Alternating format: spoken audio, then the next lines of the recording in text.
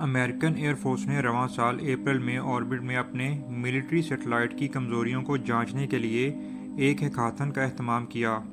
دنیا کی سب سے بڑی ہیکر کانفرنسز میں سے ایک ڈیف کون کے دوران حریفوں کو زمین کے گرد چکر لگانے والے ایک حقیقی امریکن سیٹلائٹ کو ہیک کرنے کے لیے کہا گیا۔ سیٹلائٹ ہیکنگ چیلنج کے لیے اہتمام میں بھاری نقد انعامات کی پیشکش کی گئی۔ خلائی اثاثوں اور زمینی کنٹرول سسٹم میں سائبر سیکیورٹی کے مسائل اور خطرات کو بے نقاب کرنے کے لیے عملی طور پر یہ چیلنج منعقد کیا گیا۔ سائبر سیکیورٹی اور الیکٹرانک جنگی صلاحیتوں سے مختلف قوموں اور غیر ریاستی اداروں کے مدار میں خلائی اثاثوں کے مالکان کو ایک اہم چیلنج درپیش ہے۔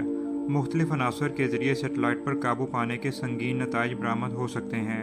سیٹلائٹ کے کنٹرول سسٹم میں مداخلت کر کے اسے مدار سے غیر فعال بھی کیا جا سکتا ہے یا اس کی خدمات تک رسائی سے بھی انکار ہو سکتا ہے۔ مصنوعی سیارے سے سگنلز کو جیم کیا جا سکتا ہے۔ اہم بنیادی ڈھانچے جیسے بجلی کے گرڈ، واٹر نیٹ ورکس اور نقل و حمل کے نظام کو تباہ کرنا بھی شامل ہے۔ کچھ سیٹلائٹس آربٹ میں رفتار کو تبدیل کرنے کے لیے تھرسٹرز کا استعمال کرتے ہیں۔ اگر اس کے ساتھ چھیڑ چھاڑ کی جائے تو سیٹلائٹس کی راہ میں رد و بدل ہو سکتی ہے اور اسے زمین پر گرا کر تباہ بھی کیا جا سکتا ہے۔ یہ ناقابل تسخیر سیٹلائٹ سب سے زیادہ خطرات سے دوچار ہیں، جن میں سے سب سے زیادہ تباہ کن اس کو خلا میں دوسرے سیٹلائٹ جیسے اشتہاراتی اثاثوں کو ختم کرنے کے لیے بطور ہتھیار استعمال کر سکتا ہے۔ امریکہ، چائنا اور رشیا خلا میں اپنے اثاثوں کو لے کر پریشان ہیں، جہاں ان کی کمزوریوں سے فائدہ اٹھایا جا سکتا ہے۔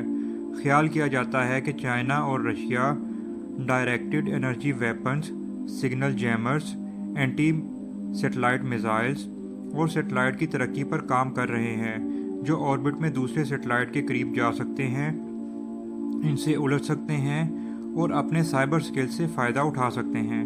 سیٹلائٹس اور ان کے زمینی سسٹم تیزی سے صرف کچھ مخصوص سافٹ ویئر چلانے والے کمپیوٹرز میں اضافہ کر رہے ہیں، لیکن وہ اکثر یونکس یا لینکس جیسے عام آپریٹنگ سسٹم کو چلاتے ہیں جو بہت سارے سائبر حملوں کا خطرہ رکھتے ہیں، جیسا کہ ہر دوسرے کمپیوٹر سسٹم میں ہے۔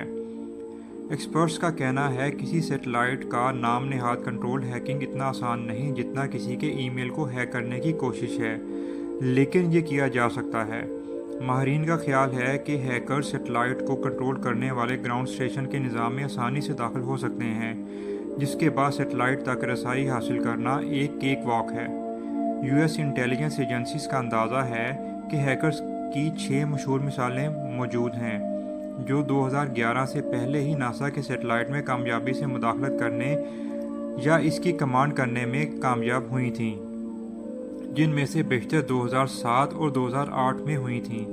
ان چیلنجز کو تسلیم کرتے ہوئے وائٹ ہاؤس نے گزشتہ ماہ سیٹلائٹ بنانے والوں اور آپریٹرز کو ہیکرز اور ہائی جیکرز کے خلاف اپنی خلائی جہاز کو سخت کرنے کی ہدایت جاری کی تھی۔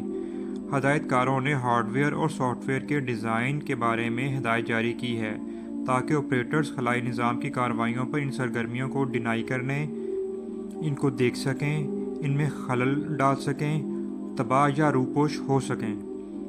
ہدایت کاروں نے مینوفیکچرر سے اپیل کی ہے کہ وہ اس بات کو یقینی بنائیں کہ ان کے پاس سیٹلائٹ کے کنٹرول پر دوبارہ قبضہ کرنے کے لیے منصوبے اور اوزار موجود ہیں جو جیم، ہیک یا ہائی جیک ہو جاتے ہیں۔ اس میں سیٹلائٹ بنانے والوں اور آپریٹرز کو زمینی اسٹیشنز کی سیکیورٹی کا بہتر انتظام کرنے اور خلائی نظاموں کی سائبر سیکیورٹی کو متاثر کرنے والے سپلائی چین کے خطرات سے نمٹنے کے لیے بھی کہا گیا۔ American German roast X ray satellite کو 1998 میں بیکار قرار دے دیا گیا جب ہیکرز نے اس جہاز کا کنٹرول سنبھال لیا اور اسے ہدایت کی کہ وہ سورج پر اپنے سولر پینلز کا براہ راست نشانہ بنائیں۔ ہیکرز نے میری لینڈ کے گوڈرڈ اسپیس فلائٹ سینٹر میں کمپیوٹر میں داخل ہو کر سیٹلائٹ کو ہیک کرنے میں کامیاب ہو گئے۔ مصنوعی سیارے کی بیٹریاں فرائی ہو گئیں اور آخر کار 2011 میں زمین پر گر کر تباہ ہو گئیں۔ مزید اوتھینٹک اور ویلیویبل اپڈیٹس کے لیے ویڈیو کو لائک کیجیے اور چینل کو سبسکرائب کیجیے۔